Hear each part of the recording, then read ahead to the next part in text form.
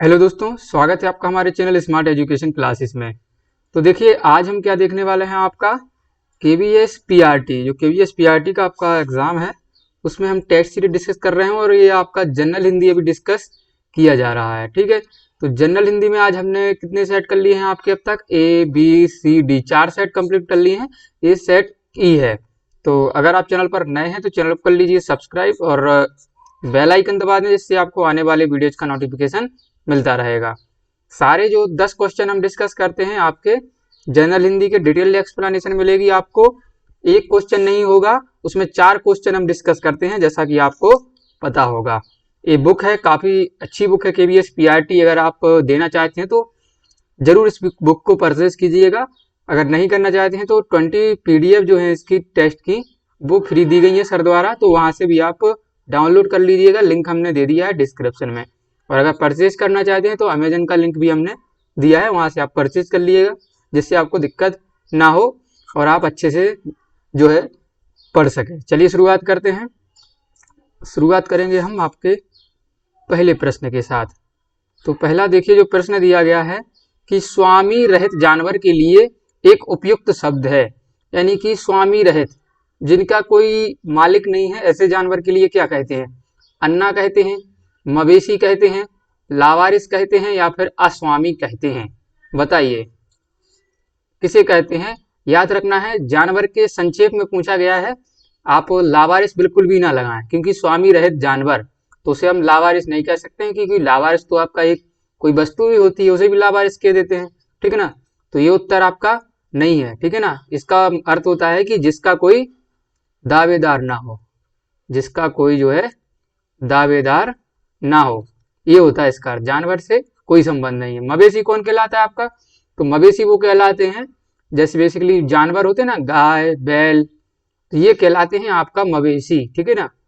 अस्वामी कौन कहलाता है? अस्वामी कहलाता है जिसका कोई स्वामी ना हो, जिसका स्वामी न हो। ठीक है, लेकिन यहाँ जिक्र नहीं किया गया ये कि मनुष्य की जानवर है। तो आपका सही उत्तर क्या है? अन्ना। अन्ना क्या होता है? आपके एक प्रकार से कहलाते हैं छुट्टा जानवर। आपकी जो देसी भाषा है उसमें हम इन्हें छुट्टा जानवर कहते हैं। ठीक है ना, जो वर्तमान में क्या करते हैं कि कोई काम के नहीं, जो वर्तमान में जानवर आपके किसी काम के नहीं रहते हैं, वो लोगों को परेशान करते हैं। मान लीजिए आपके खेत में फसल खड़ी है और ये अन्ना जानवर जो होते हैं, आपने अखबारों में पढ़ा होगा कि फलाने जगह के जो किसान है वो अन्ना जानवरों से परेशान होकर उन्होंने एसडीएम डीएम को ज्ञापन दिया। तो ये अन्ना जानवर वही होते हैं, स्वामी रहित जानवर होते हैं, और ये किसानों का क्या करते हैं? काफी नुकसान कर देते हैं। अगले प्रश्न की तरफ बढ़ेंगे। 12वां प्रश्न है आपसे, वा और फा का उच्चारण स्थान है। तालव्य है, मूर्धन्य है, ओष्ठ है, कंठ है। तो सबको डिस्कस करना है। देखिए, ये बुक में भी और पीडीएफ में यही क्वेश्चन दिया है, लेकिन यहाँ थोड़ा सा मिस्टेक है।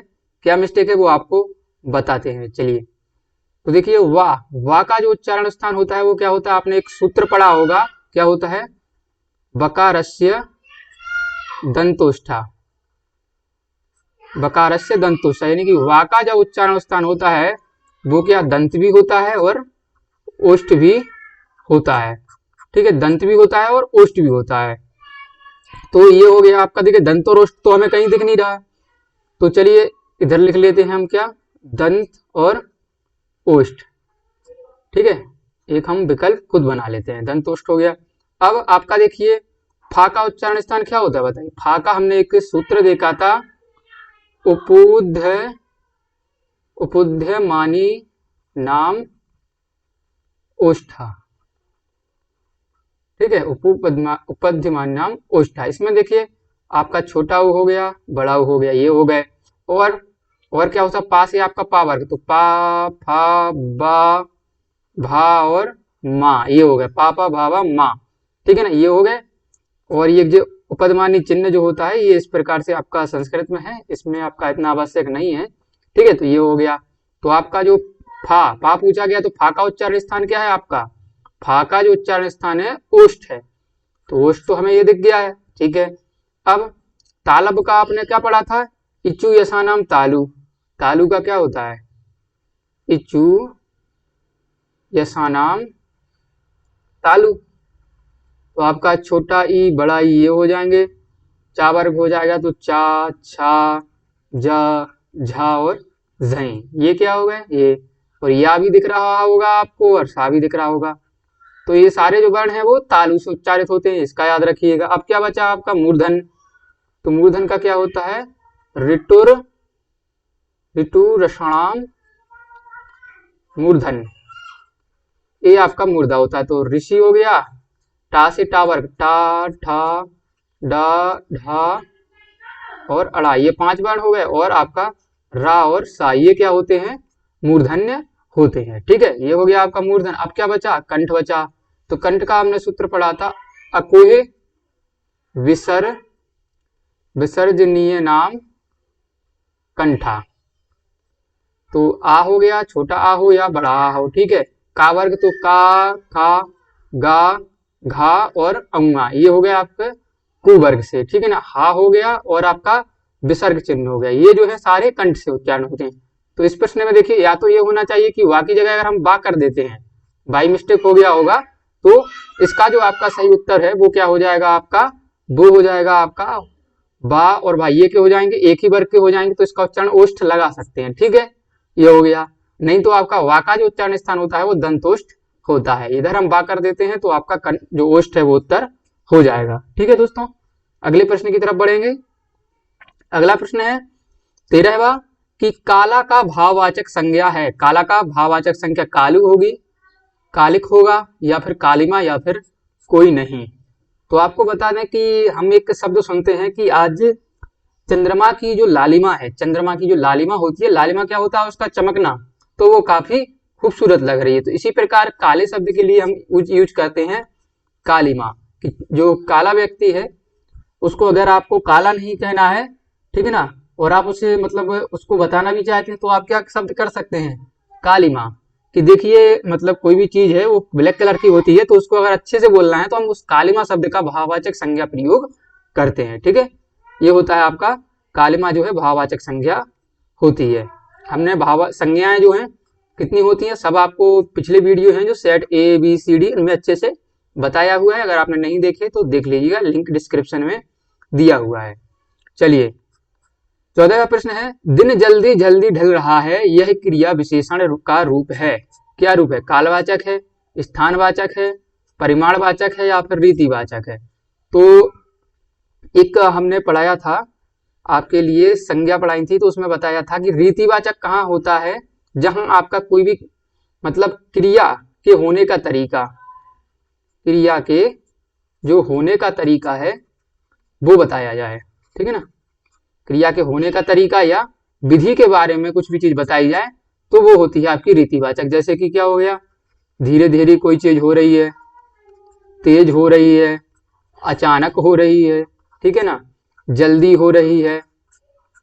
तो इस प्रकार से जो चीजें होती हैं, या सहसा हो जाए, एकाएक हो जाए, तो ये सारे जो शब्द होते हैं वो क्या होते हैं, आपके रीतिवाचक होते हैं। तो उत्तर तो आपका रीतिवाचक हो जाएगा। ठीक है ना, स्थानवाचक यहाँ वहाँ, आपका कालवाचक कल परसों नरसों, इस प्रकार के शब्द। परिमाणवाचक बताएं कि थोड़ा कम ज्यादा, तो ये आपके परिमाणवाचक संज्ञा होती हैं, क्रिया विशेषण होती हैं। ठीक है, आगे 15वां प्रश्न, ये मेरे मित्र हैं में प्रयुक्त कारक है।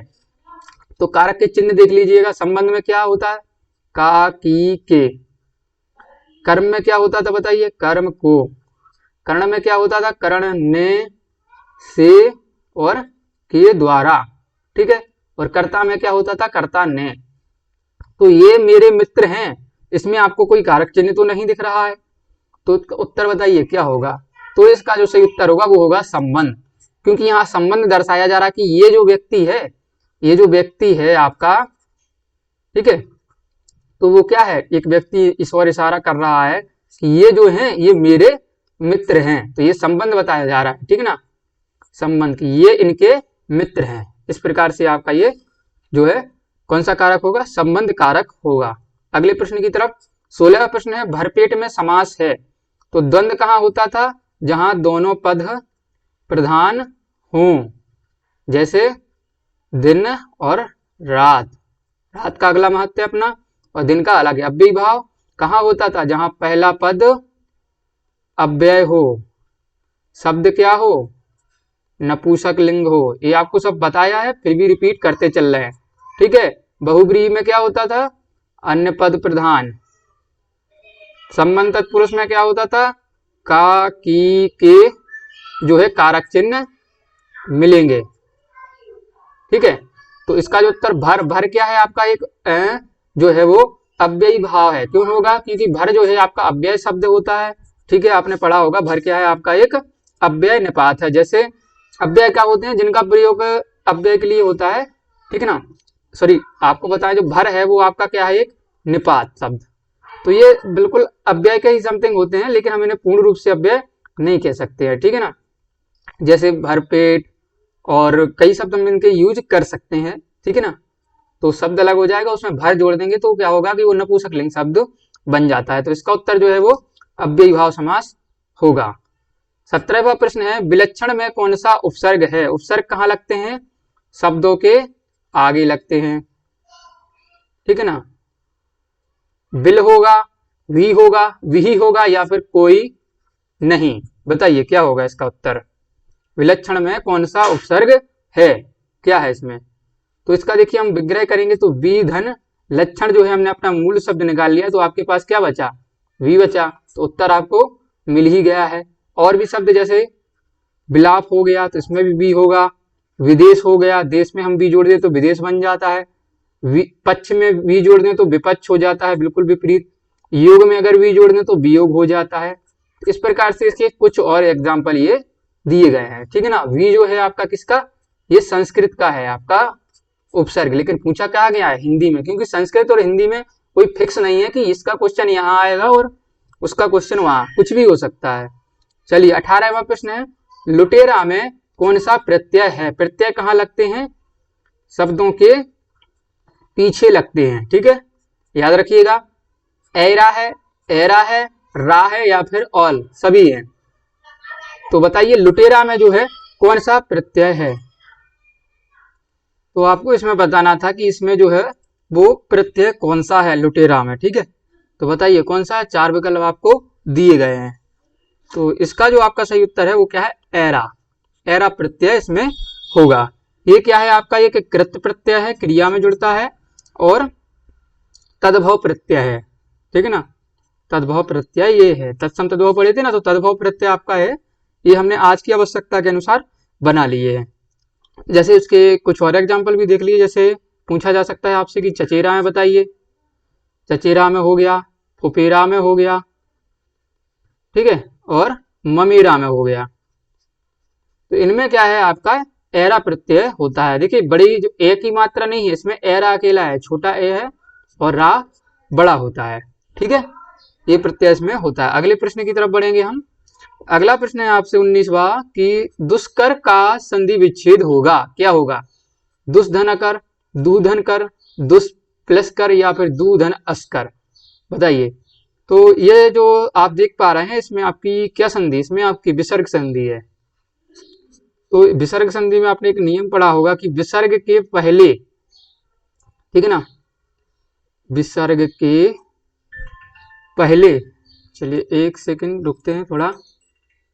तो देखिए विसर्ग संधि में हमने एक नियम को पढ़ा था, तो वो नियम आपका कौन सा था बताइए, कि विसर्ग के जो है पहले आपका ई, उ, और बाद में क्या हो, का हो, खा हो, टा हो, ठा हो, पा हो, फा, इनमें से कोई वर्ण यदि आता है, वर्ण हो, तो जो आपका विसर्ग है इसका परिवर्तन किस में हो जाता है, इस सा में हो जाता है, ठीक है। तो ये आपका नियम था। देख लीजिए अब दुष्कर है तो दू, ये का परिवर्तन इसमें किस में होगा, इसमें, तो ये लग जाएगा धन कर। कौन सा उत्तर सही हो जाएगा, देखिए यहाँ पर क्या है, ऑप्शन नंबर 2 दुष्कर में आपका ये हो जाएगा। अब इसके हम कुछ और भी उदाहरण आपको दिखाते हैं। यहाँ पर स्पेस नहीं है तो थोड़ा साफ कर लेते हैं। चलिए इरेज हो जाए, एक सेकंड लगे। चलिए ठीक, पर्याप्त स्पेस है अब हमारे पास। चलिए तो देखिए जैसे उदाहरण हम एक और ले लेते हैं आपसे, कोई निष्कपट, इसका संधि विच्छेद बताइए। तो नी आपने लिख लिया, आदि शाखा क्या हो जाएगा, विसर्ग प्लस कपट। एक और जैसे आप ले लीजिए नी निष्कंटक, तो क्या हो जाएगा, नी विसर्ग धन कंटक।